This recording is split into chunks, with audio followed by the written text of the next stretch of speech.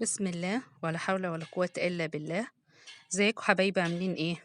النهارده هنعمل فطار سهل سريع بسيط صحي جدا، ينفع حتى للأطفال من عمر سنة، وينفع للكبار اللي بيعملوا دايت.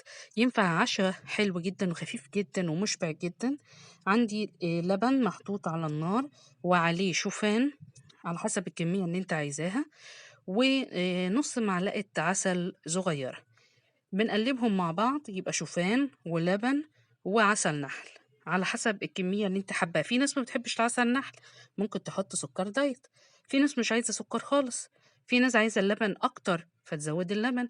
في ناس عايزة الشوفان أكتر، بس خلي بالك إن الشوفان كل ما يغلي وكل ما يقعد فيه اللبن السخن أو السائل السخن اللي فيه، كل ما يشرب ويتقل زيه زي البليلة بالظبط.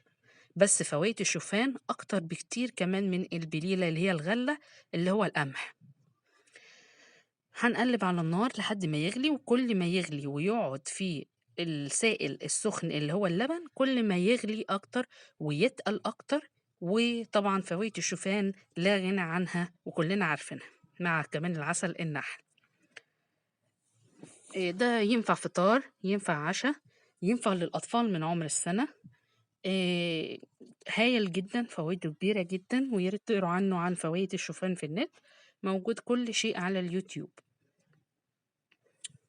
بنقلّب علشان اللبن ما يشيطش من تحت، طبعًا نار وسط، خير الأمور الوسط في كل شيء، علشان ما يلطعش من تحت أو اللبن يعمل قشرة أو ريحة أو أي حاجة.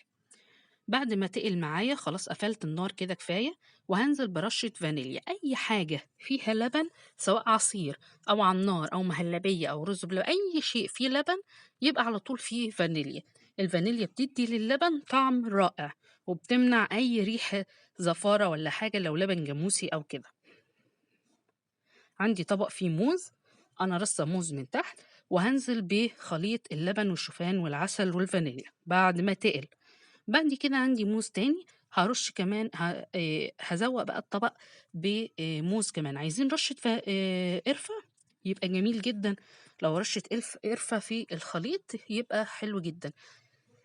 القرفة ليها فوايد كتيرة جدًا كمان للقلب، وفوايدها برضه كتيرة يا ريت تقروا عنها. ده فطار أو عشا صحّي جدًا، مُشبع جدًا، فوايده كتيرة جدًا، جدًا، جدًا. طبق كبير أهو، يكفّي كذا فرد. حلو جدًا للأطفال، يخلّيهم نايمين حلوين شبعانين.